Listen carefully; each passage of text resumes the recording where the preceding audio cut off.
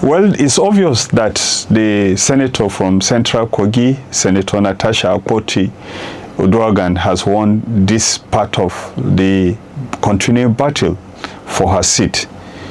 The National Electoral Commission came out yesterday to insist that the petition that was submitted to it for the recall of the senator is not competent, because according to it there were no valid signatures, and the report did not include the details of the people who had signed. Interestingly, it's obvious that the over 200,000 people out of the 400,000 people on the voters list, but the National Electoral Commission has come out to say that it cannot continue.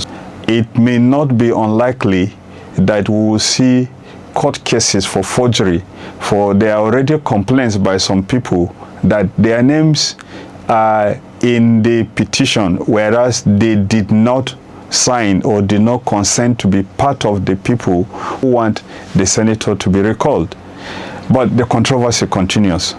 Even at the Senate, there was a lot of controversy over the attempt of the Committee on Ethics and Privileges of the Senate to investigate the allegations of sexual harassment made by the senator against the Senate president.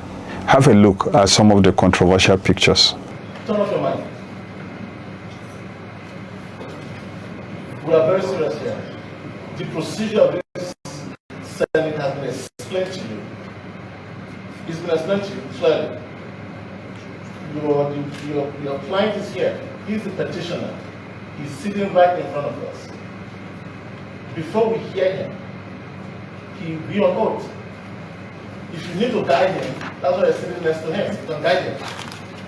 But to tell us that you have a contrary view to our proceedings here will not be accepted.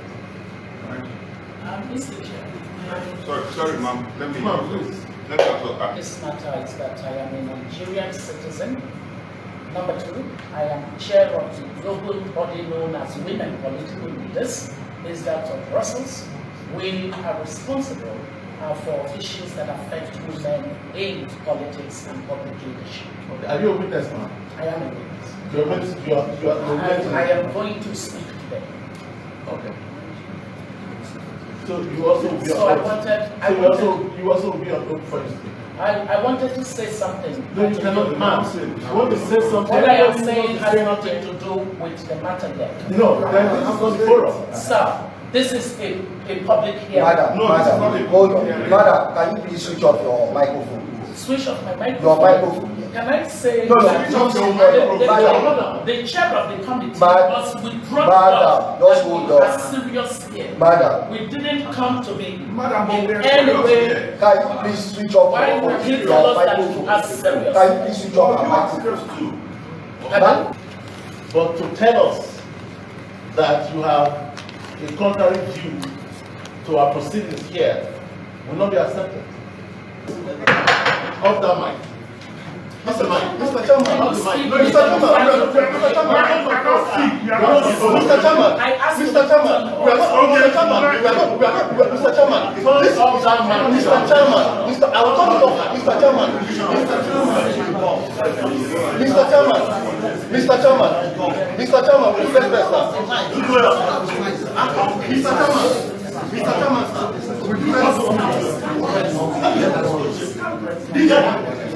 Look at the woman fucking herself. It's okay, madam. It's okay, madam. It's okay, madam. That is not to respect yourself. How come and take him out? Smell him out. Smell him out. Look like a dog. Look at you. This fool at 70. Father, please. I've been the senator. Father.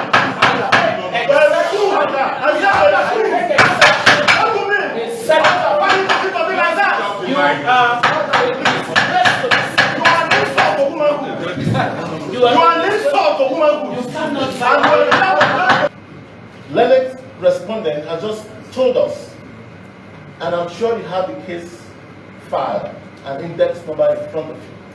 that this matter is before a law court.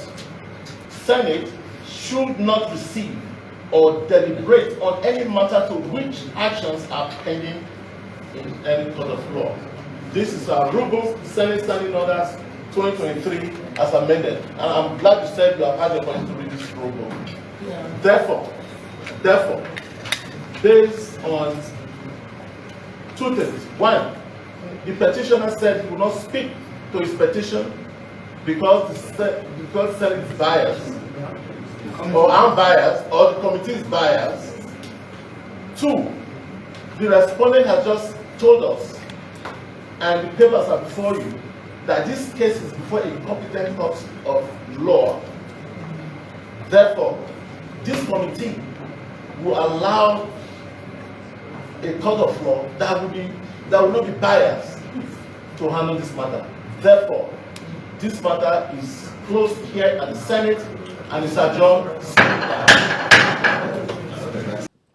Last week, images, including videos and still photographs of men and women, appeared on the public spaces of our country, signifying attempts by constituents of Senator Natasha Uduaghan to initiate the process of recall that is enshrined or protected by Section 68 of the Constitution of the Federal Republic of Nigeria 1999.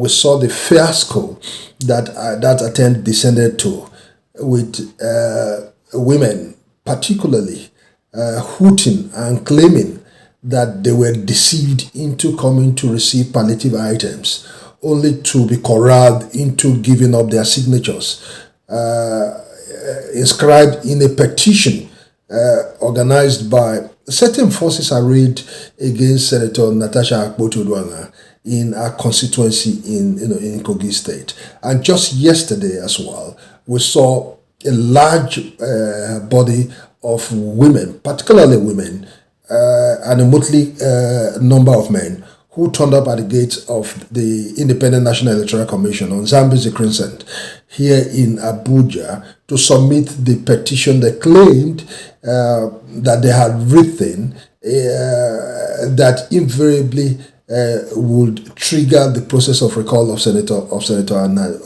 Natasha. The Independent National Electoral Commission has confirmed the receipt of the petition, and they have said that they will do all that is possible, guaranteed under the Constitution, to verify the signatures of the petition. This is what we know. Of over 450 constituents of Kogi Central, 250 constituents were alleged to have signed a petition.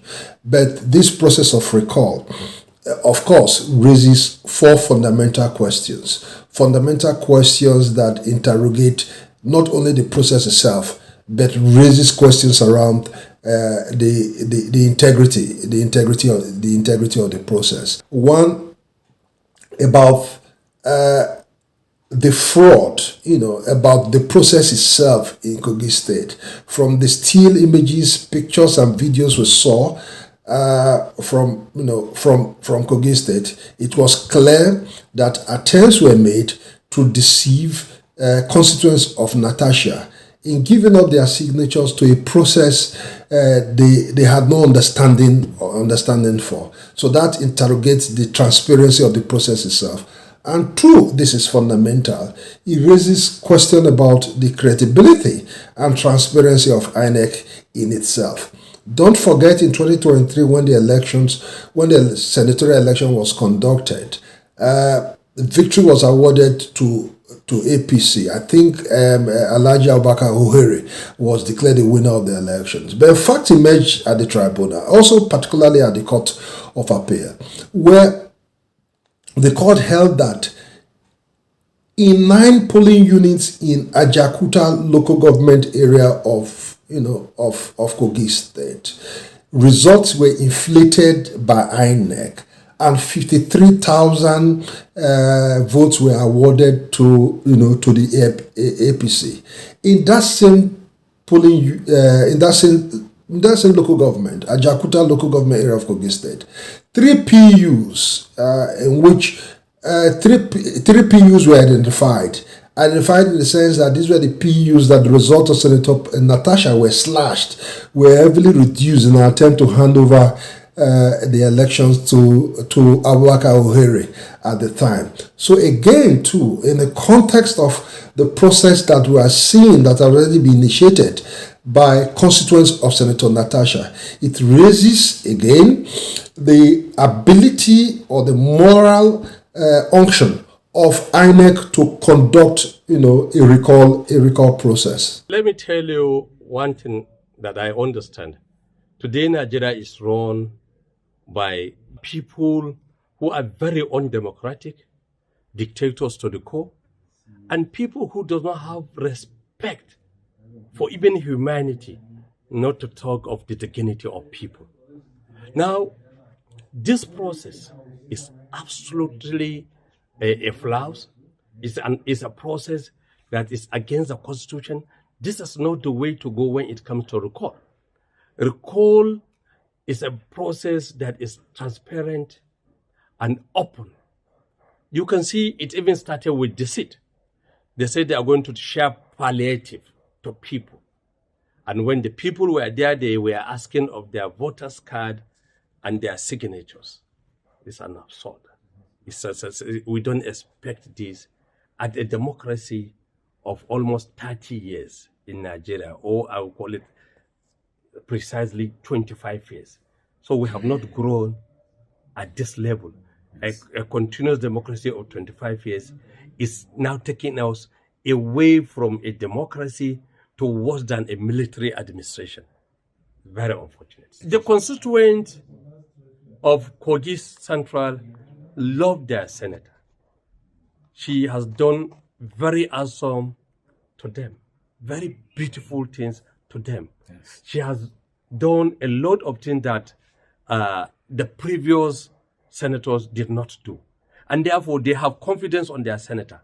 But some people thought, because they are the doers and undoers of anything in Nigeria, believe that they must bring her down, they must recall her, they must take her away from the Senate.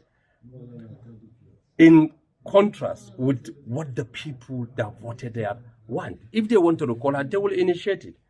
As you can see from all that we have had, it is obvious that this is a very bad season for the Senate and the Senate President.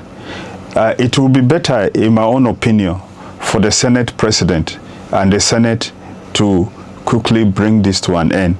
And one way that they can bring this to an end is to immediately lift the suspension they placed on the senator so that she can come back to her duties. For the obvious reasons that as long as these complaints continue, as long as this suspension persists, the controversies will not end, and the image of the National Assembly, especially that of the Senate, will continue to be going down. And I think my opinion is that having come out to, first of all, dismiss the petition of the senator, and some of the senators had even gone to the press to level allegations against Senator Natasha, they cannot come round and give her fair hearing by wanting to investigate. And in any case, the petition on sexual harassment is a criminal complaint. A criminal complaint that the Senate lacks the constitutional authority and powers to investigate. If I were in the shoes of the Senate President or the committee, given the fact that the public does not appear to believe anything they do at this stage, the best thing would be for them to quickly send the complaint of Senator Natasha Akpoti Uduaghan to the police or any of the criminal investigation bodies, so that the Senate President and the Senator will go there to make their claims. And as an independent body operating outside the Senate, perhaps,